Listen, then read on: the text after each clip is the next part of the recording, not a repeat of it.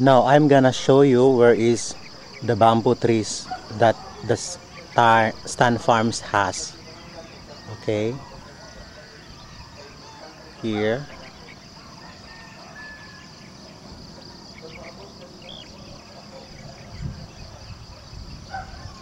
there.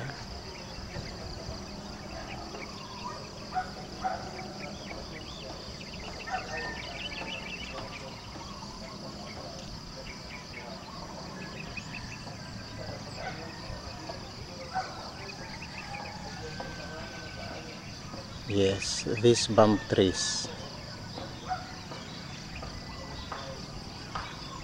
And that is our house. As you can see, the roof of our house, our rest house there. Oh.